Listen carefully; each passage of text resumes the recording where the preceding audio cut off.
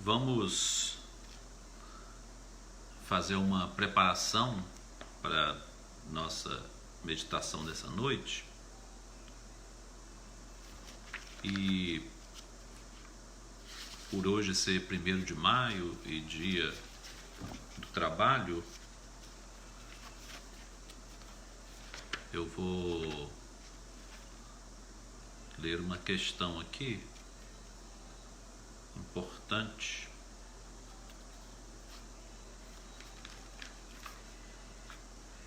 A necessidade do trabalho é lei da natureza?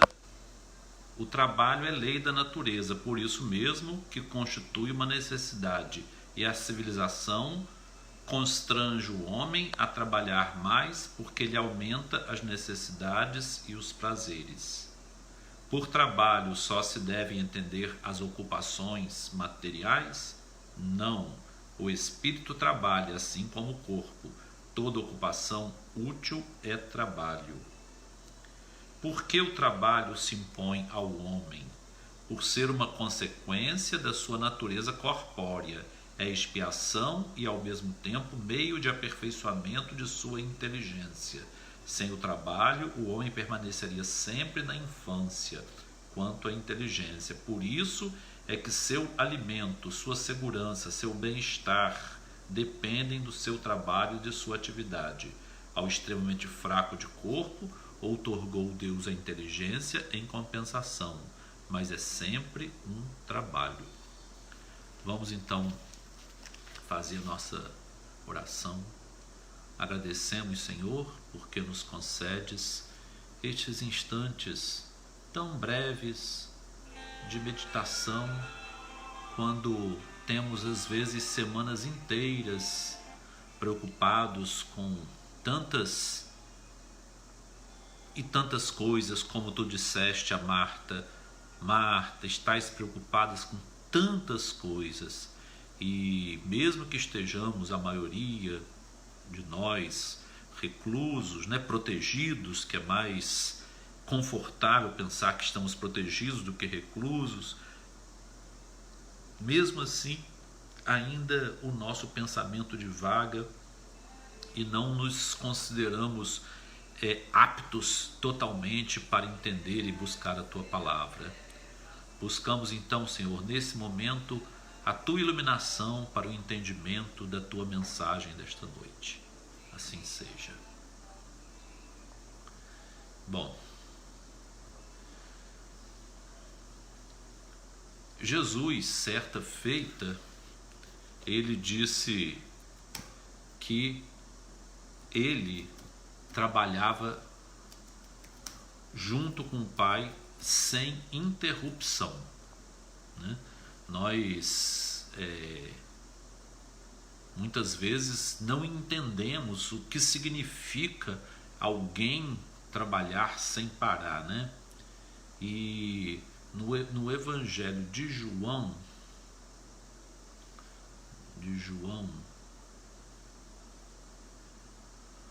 no capítulo 5, diz assim: por essa razão os judeus perseguiam a Jesus e tentavam matá-lo, pois ele estava fazendo coisas durante o sábado. Mas Jesus respondeu a eles: meu Pai trabalha sem cessar e eu com ele. Então, se o trabalho é do bem, ele é sem cessar, Em outra parte, o apóstolo Paulo nos aconselhou: não vos canseis de fazer o bem.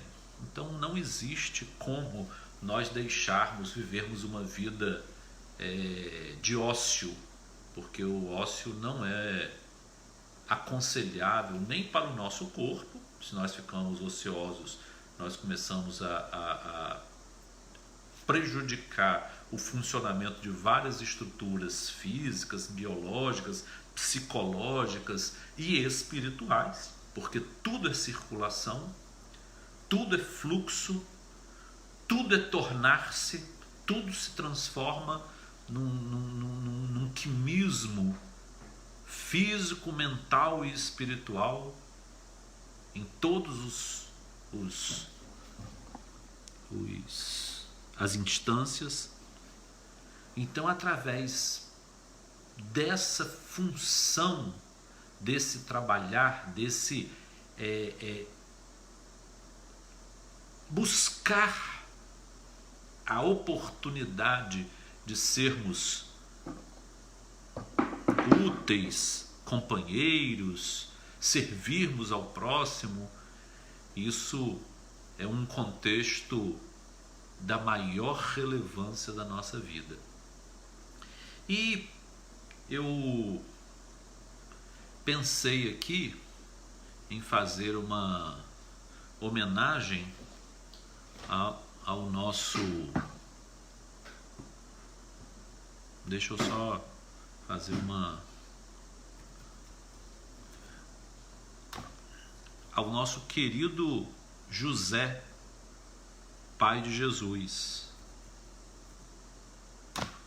porque ele realmente foi uma personalidade marcante para nós, né? Certa vez eu li um livro, né, de Leonardo Boff sobre José, e isso me foi muito interessante, porque as análises do Leonardo Boff, né, do Frei Leonardo Boff, foram muito bem feitas. Ele analisou sobre vários aspectos, né, a personalidade e a vida de José, né, como a passagem dele suave e quase que imperceptível pelo Evangelho, como que isso é importante, como isso assume uma relevância das maiores. E por ele ser chamado por muitas o próprio título dele é considerado na Igreja Católica São José Operário, né? São José Operário, aquele que trabalha. Então é porque ele passou uma vida de trabalho. E aí nós vamos fazer uma pequena análise dessa sua missão de viver a vida voltada para o trabalho. Então, sabemos que ele desposou Maria, né? Eles formaram uma família, era uma família comum, semelhante a qualquer família de sua época, né? E ele, assim que Jesus nasceu, ele também, independente de nós entrarmos na discussão de como foi, de como era a paternidade dele, de Jesus, uma coisa nós podemos dizer sem medo, porque não há como discordar. Juridicamente, ele era o pai de Jesus. Ele registrou Jesus como seu filho, né? O nome de Jesus mesmo é Yeshua ben Yosef. Ele levou Jesus em todos os processos que o judaísmo exigia, inclusive com 12 anos no Bar Mitzvah. Ele e Maria ensinaram todas as orações que Jesus teve que recitar no dia do seu Bar Mitzvah. E ele foi também um pai no sentido espiritual, porque espiritualmente ele estava condicionado a uma determinação de um mensageiro, né? O mensageiro, como nós sabemos, é Gabriel, o anjo Gabriel. Esse anjo mensageiro, ele determinou dentro daquele desdobramento espiritual que ele vivenciava nos seus sonhos, né? Era uma coisa muito comum essa mediunidade dele durante o sono,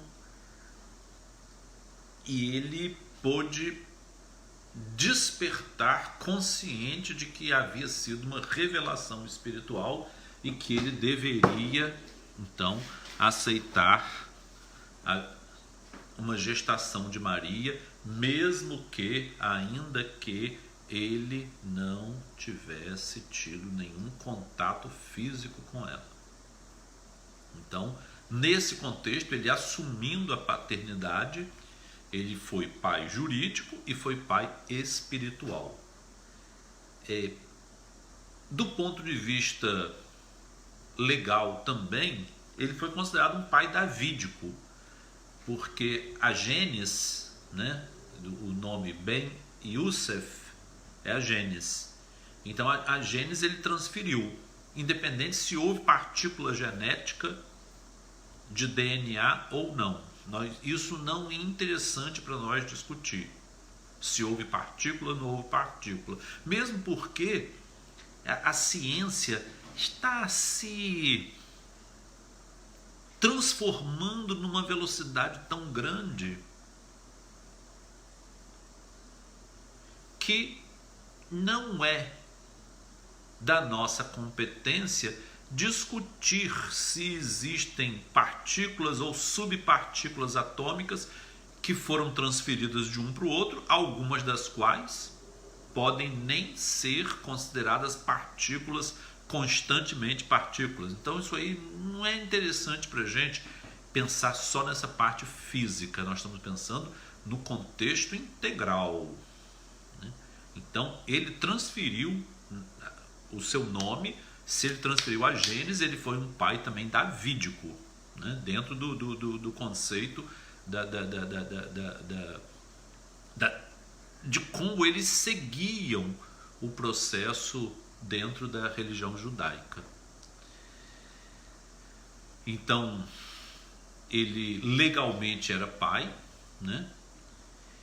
E, além disso, porque José era da família de Davi e ele ser pai dentro desse contexto, pai davídico, ele também foi o pai provedor. Por que provedor?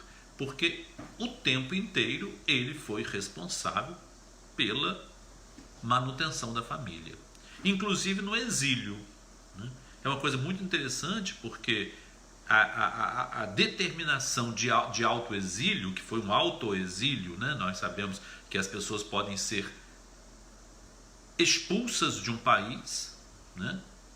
Exiladas por determinação judicial, ou quando elas sentem-se perseguidas, elas podem praticar o autoexílio. Então José,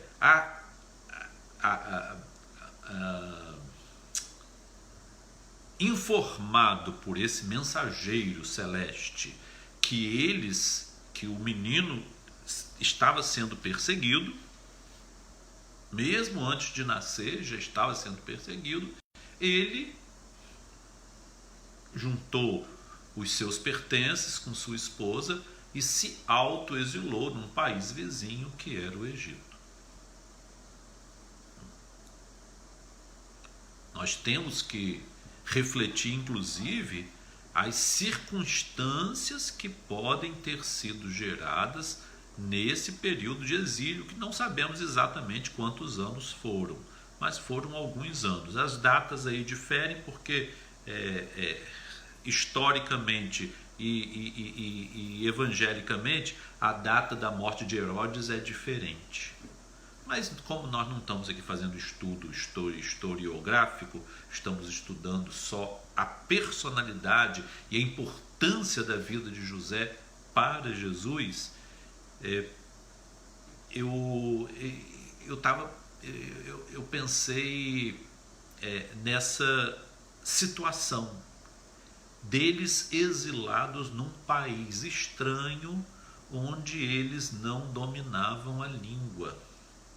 Eles não dominavam a língua, não dominavam os costumes, Então não sabemos quantos anos eles permaneceram ali, como foi a forma que José encontrou de exercer alguma profissão, né? Ele era um artesão. A palavra designada para a profissão dele no aramaico é tecton. Tecton não é apenas carpinteiro, é um artesão, digamos, um artesão universal. Ali o artesão universal, ele tanto materiais, né, de trabalho, como também casas e outros equipamentos, né? Então ele, como artesão, possivelmente ele encontrou alguma forma de trabalhar para alguma família egípcia, né, em busca de uma moradia para ele e para sua família. É importante porque o Egito aparece muitas vezes na história dos judeus e nós ficamos assim meio receosos com o Egito por causa do tempo da escravidão, mas o Egito foi o país onde José foi acolhido também, né? Apesar de ter permanecido um certo tempo preso. José do Egito, né? José, filho de Isaac. E também foi o país que acolheu os judeus na época da fome, né? Porque José, por causa dos seus irmãos, principalmente Benjamim, que ele não conhecia, ele permitiu que todos fossem acolhidos no Egito. E ele foi um pai educador, né? Nós então estamos vendo aqui, como pai terreno, ele foi um pai jurídico, um pai espiritual, um pai davídico, um pai educador. Pai educador, que transfere. Então a transferência, ele vai transferir não só uma cultura, um modo de vida, um posicionamento de caráter, né? Isso é muito interessante porque muitos pais e mães às vezes pensam que eles podem viver suas vidas naturalmente, que se eles não falarem as coisas que eles falam lá fora dentro de casa, se eles não fazerem tudo que eles falam lá fora dentro de casa, eles não vão transferir aquilo para os seus filhos, mas transferem sim. Transfere porque os nossos pensamentos e o nosso modo de ser, o nosso modo de pensar, o nosso modo de agir, ele transborda da nossa personalidade. E existem umas células do nosso cérebro, chamadas células da glia, que elas não são os neurônios, elas estão fora do corpo dos neurônios, elas integram às vezes neurônios entre si, e elas fazem integração externa. Elas emitem frequência para fora, extracerebral. Então células da glia dos pais são transferidos, são arquivos que são transferidos para os seus filhos. E hoje é fácil nós entendermos isso porque os celulares, eles podem transferir vários arquivos sem nenhuma conexão de fio e sem nem haver nenhuma conexão vou transferir para fulano, não é. Apenas eles se conectam por um sistema que na tecnologia se chama-se de Bluetooth, e que eu não entendo como, mas se o meu estiver aberto, outra pessoa que estiver aberta também vai perceber a presença do meu celular e vai mandar mensagem sem a pessoa saber. Vem uma mensagem para o meu: você permite que esses arquivos sejam compartilhados por Bluetooth? Se eu apertar aqui sim, vão ser compartilhados. E nós o tempo todo permitimos que a nossa síntese caracterológica seja transmitida por esse Bluetooth da vida em família. Estamos todos ali vivendo e transmitindo esses arquivos para os filhos. Não é só o que o pai e a mãe diz e faz que transfere, ou que você vai fazer assim, assim, assim. O modo de vida transborda do seu ser e a criança capta. Inconscientemente ela capta todo um contexto, inclusive hábitos de linguagem, sotaque.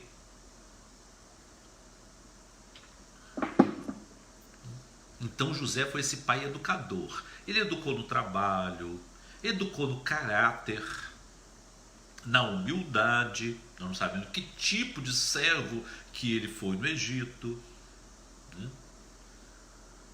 Sabemos assim que foi antes dos 12 anos que Jesus veio. Então ele voltou para Galiléia muito cedo, né? Então eu escrevi certa vez assim: a primeira grande decisão de José foi de aceitar Maria como esposo, mesmo sabendo ele que não havia sido em nenhum momento nenhum tipo de envolvimento conjugal com ela. Essa foi a decisão mais grave de sua vida. Para isso ele veio para tomar essa decisão. Reconhece através de um estado semiconsciente, que é o estado do sonambulismo, né? da mediunidade onírica, né? Que é o estado sonambúlico, que deveria aceitar conviver com ela e que a criança seria seu filho, mesmo tensionando abandoná-la em segredo, o que faria recair sobre ele todas as pesadas críticas que caem sempre ao pai que abandona sua geração. Todavia, o seu sonho, nesse sonho, lhe foi revelado através de um mensageiro divino que deveria aceitar Maria como esposa. Aceitou, cuidou dela com tanto desvelo que empreendeu com ela a longa e penosa viagem de Nazaré, na Galiléia, para Belém, na Judéia. Isso antes do neném nascer. E depois, de novo, de Nazaré até o Egito, né? Então ele leva a sua família para o exílio por causa de perseguição implacável de Herodes. A terra do Egito trazia impressões profundamente negativas na alma do povo judeu. Foi lá que o seu povo permaneceu durante 4 séculos na servidão. Mas José obedeceu novamente às ordens do seu mensageiro espiritual. Deixou o seu ambiente e foi adaptar-se à terra estranha. Estranha na língua, nos costumes, na comida, na religião, nas relações sociais e de trabalho. Tudo isso foi a primeira infância de Jesus nesse ambiente atípico. Então ele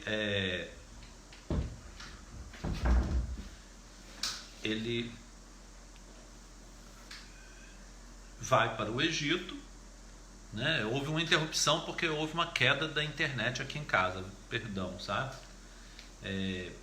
Vivendo lá. Então esse tempo eu me lembrei aqui de uma...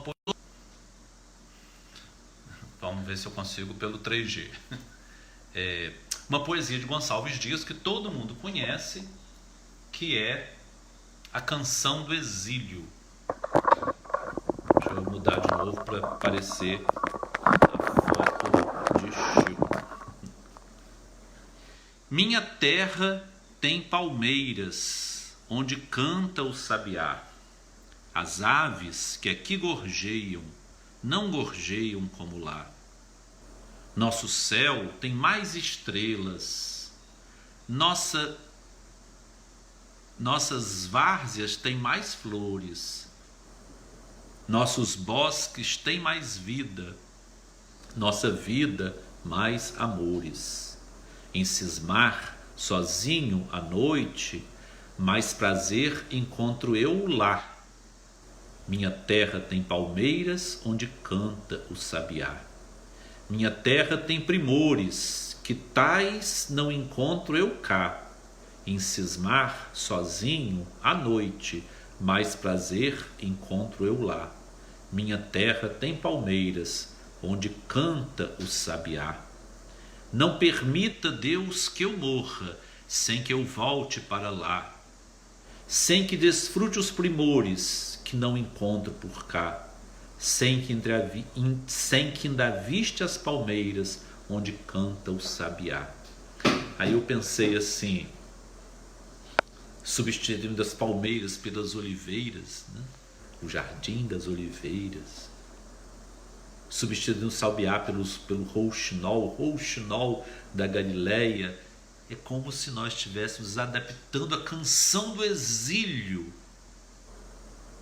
de José e sua família, longe da Galileia, longe dos rouxinóis da Galileia, longe das oliveiras, né? E José vivia sempre almejando retornar à sua terra. Mas mesmo assim educou Jesus na tradição judaica, aprendeu a profissão de tecton, de construtor, de artesão, né? Além de carpinteiro, e Jesus também foi operário como seu pai. José era médium, mesmo antes da primeira manifestação aqui relatada, quando do aviso do Espírito da Luz, quanto à gravidez de Maria. Se ele já não estivesse adaptado a conviver com essa manifestação onírica, ele não iria aceitar. Então ele já era um fato corriqueiro na vida dele, as comunicações mediúnicas durante esse processo sonambúlico do sono. Então, se ele já não estivesse adaptado a conviver com essa dupla realidade, com esse fenômeno sonambúlico, não aceitaria uma coisa tão grave logo na primeira vez. Então não foi assim um fenômeno novo na vida dele, o aviso, né? Outro aspecto importante é do silêncio. Muito interessante silêncio, porque existem vários silêncios, né? Maria também praticou o silêncio, né? Jesus praticou o silêncio diante de Pilatos, né? Mas o silêncio de José é diferente de todos. O silêncio de Maria foi da dor. Ela não ousava, né? Mesmo porque as mulheres já eram silenciosas. Ainda hoje muita mulher vive sob essa opressão de ter que ocultar sua dor e seus sentimentos, né? Muitos homens são opressores, machistas opressores, e fazem com que as mulheres sintam essa opressão dentro do próprio lar. Mas o silêncio de José é diferente, como também foi diferente do silêncio de Jesus, que usou o direito dele de não responder a perguntas torpes. Mas quando houve a necessidade de responder, Jesus respondeu. Ele não praticou o mutismo, porque o mutismo é uma decisão de não falar. A pessoa que pratica o mutismo não fala, não interage, né? É o mutismo. Existe o mutismo voluntário e existe o mutismo involuntário, que é por questões biológicas. Mas o silêncio de José não era um mutismo, não era uma negação a falar, e também não era um absenteísmo. Ele não estava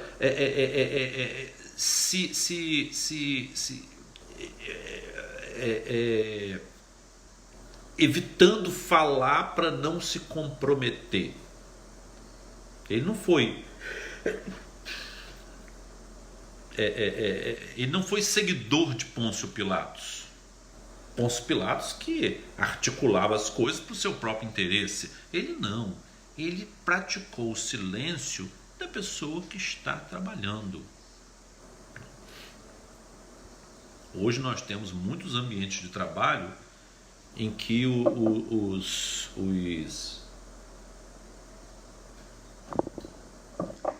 Os trabalhadores assim são proibidos de conversar, de usar celular. Por quê? Porque o trabalho não se desenvolve. Então o silêncio dele era o silêncio do trabalhador, do São José operário. É o silêncio do operário, que usa as mãos e não a boca. É o silêncio do pai, que olha para o filho e este sabe o que o pai quer. O filho está fazendo alguma coisa errada, o pai olha. O filho recua, porque o olhar já disse. Então muitas vezes o pai não precisa esbravejar, não precisa gritar, precisa mostrar a sua presença. É o silêncio daqueles que têm vida interior. É o silêncio de quem ora, é o silêncio de quem espera. Então a decisão dele de passar a sua vida praticamente em silêncio não existe em nenhuma parte do Novo Testamento. Diz, então José disse, não disse. E aí, pensando sobre esse autodomínio, ou como diz na epístola, se não me engano, aos Gálatas, deixa eu ver aqui. Epístola aos...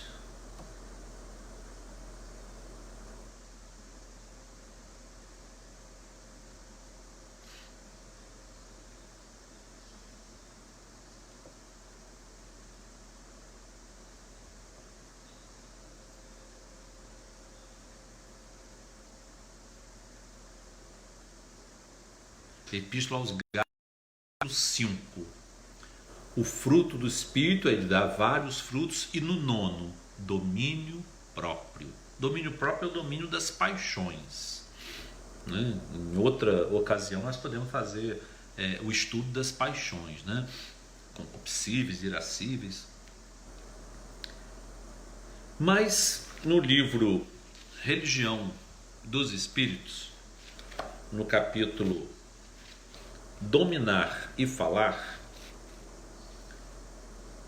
diz Emmanuel assim: dominas o fogo, escravizando a lide caseira, burilas a pedra, arrancando-lhe obras-primas, conquistas os metais, nele plasmando complicadas expressões de serviço. Amansas os animais ferozes, deles fazendo cooperadores na economia doméstica. Tudo que o homem pode interpor em relação aos materiais e aos seres vivos, plantas e animais, ele faz e alcança objetivos, os objetivos aos quais ele busca. Diriges tratores pesados, transfigurando a face da gleba, submetes a eletricidade e glorificas a civilização. Retiras o veneno de serpentes terríveis, fabricando remédios, os soros, né? Os soros antiofídicos. Senhoreias a energia nuclear e começas a alterar com ela a fisionomia do mundo. Controlas a velocidade, inicias a vigorosa excursão para além do planeta, né? Isso tudo Emmanuel dizendo assim, o que o homem consegue com as suas, os seus avanços, né, tecnológicos. Entretanto, ai de nós, todos trazemos leve músculo selvagem, muito distante da educação. É o músculo, na anatomia, o nome dele é glossofaríngeo. É a língua. Com ele forjamos guerras, libertamos instintos inferiores, destruímos lares, empestamos vidas alheias, envilecemos o caminho dos outros, corrompemos o próximo, revolvemos o lixo moral da terra, veiculamos o pessimismo, criamos infinitos problemas, injuriamos, criticamos, caluniamos, deprimimos. E realmente eu digo isso não só em relação à palavra falada, mas também a palavra veiculada por todos os meios de comunicação que estão hoje se multiplicando de forma absurda, e como as pessoas veiculam muitas vezes crueldade, informando inverdades sobre outras pessoas que passam a ter força de verdade. Então maculam moralmente muitas pessoas que não têm como se defender, não têm acesso às respostas que alcançam. E mesmo que tenham, a dúvida já foi implantada, né? E existe uma historinha, se não me engano, está no livro de Neio Lúcio, Jesus no Lar, Sementeira Cristã, se não me engano está ali. Uma menina que usava, né, dessa tática de falar pequenas mentiras consideradas assim inofensivas. E certa vez a mãe pede para ela cortar um travesseiro e deixar a plumagem seguir com o vento. E ela fez. Então, quando o saco que tinha todas aquelas penas acabou, você está vazio agora, meu filho? Está vazio, mamãe. Agora você vai lá fora, vai para a rua e busca todas as penas para encher o travesseiro. Assim. Mas mamãe, isso é impossível. Olha o vento, a ventania. É impossível, não tem a menor possibilidade, nem de carro eu vou conseguir reagrupar todas as penas. Elas foram embora para lugares completamente distantes uns dos outros. Vão achar penas a quilômetros daqui. Não sei nem onde, nem como procurar na casa dos outros, impossível. Assim também, disse a mãe, é a nossa palavra irresponsável, ela se espalha de modo absurdo. O que nós dizemos, ele pode, hoje então, com essas facilidades de replicação, né? E como nós vamos depois simplesmente pedir desculpas? Olha, fulano, você me desculpe. É razoável isso, mas não basta. Como vai reparar o dano causado por um número incalculável de pessoas formar juízo falso através daquelas informações falsas?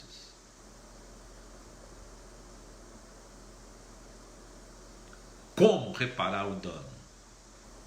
Eu vou a público desdizer tudo que eu disse.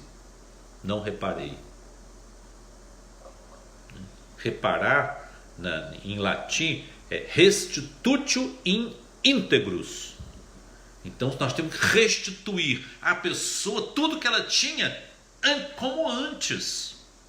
Quem é capaz de fazer isso? Não, meus irmãos. As grandes demandas de reparação são reorganizadas através das vidas sucessivas. Não pensemos que temos capacidade de pedirmos perdão por todos os nossos erros e repararmos todos os resultados das nossas ações. Não.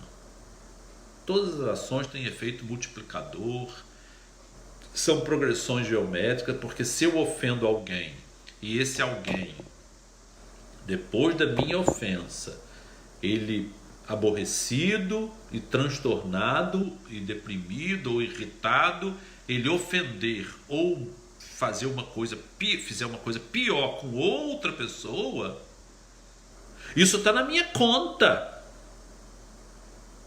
As consequências derivadas do meu mau ato estão na minha conta. Ah, mas foi praticado por eles. Sim, em consequência do que eu fiz.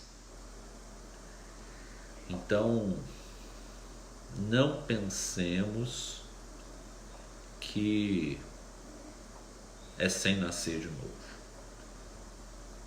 Sem nascer de novo, não podemos ver o reino de Deus. É muito sério, muito sério. Eu, terminando aqui, Emmanuel diz assim: este órgão minúsculo é a língua, lâmina pequenina embanhada na boca, instrumento sublime, feito para louvar, instruir, ajudar, incentivar o bem.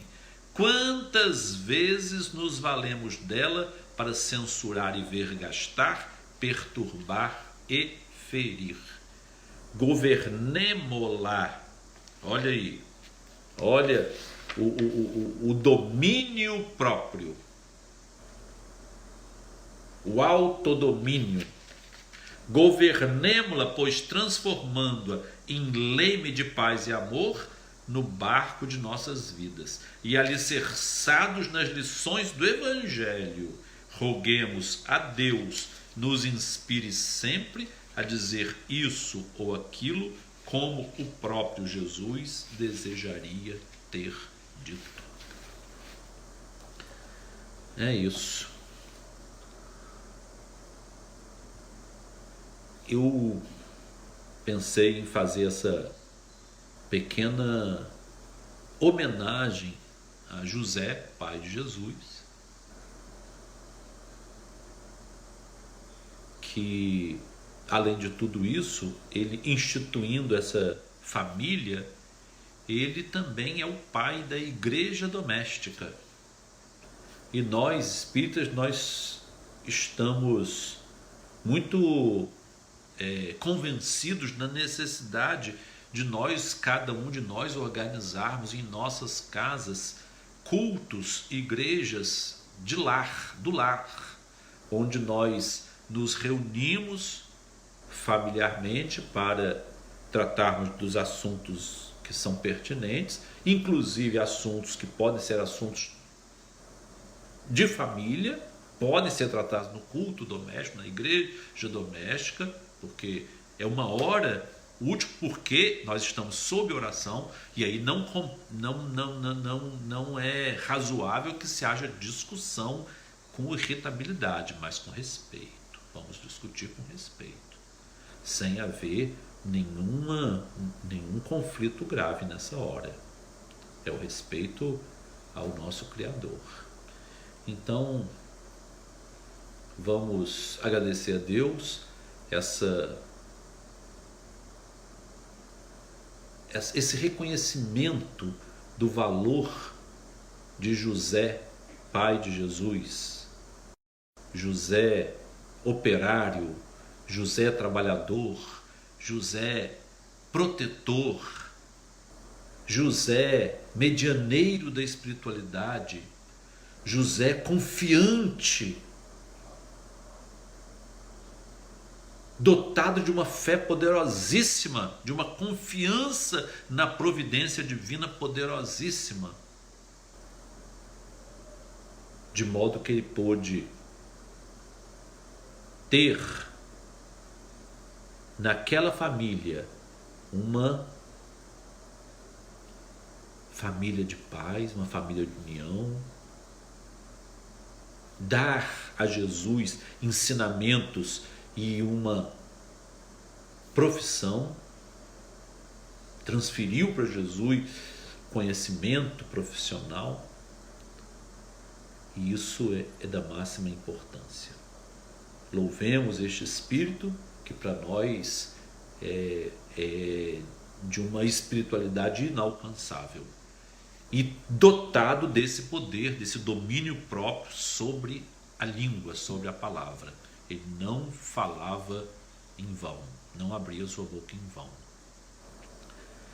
Te agradecemos então, Senhor, por estarmos aqui virtualmente no ambiente da Escola de Jesus Cristo, meditando, Senhor, sobre este Dia do Trabalhador, em que quisemos fazer a homenagem ao Teu Pai, Senhor, Teu Pai humano, Teu Pai terreno, Teu Pai davídico, Teu Pai jurídico, Teu Pai protetor e aquele que também, a quem nós podemos considerar também um pouco Pai nosso, porque nos agrada, Senhor, sermos filhos adotivos de José e de Maria.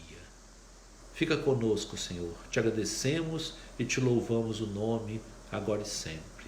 Em nome de Deus Todo-Poderoso, com a assistência de nossos amigos e benfeitores espirituais, nós damos por encerrada a nossa reunião virtual desta noite. Assim seja.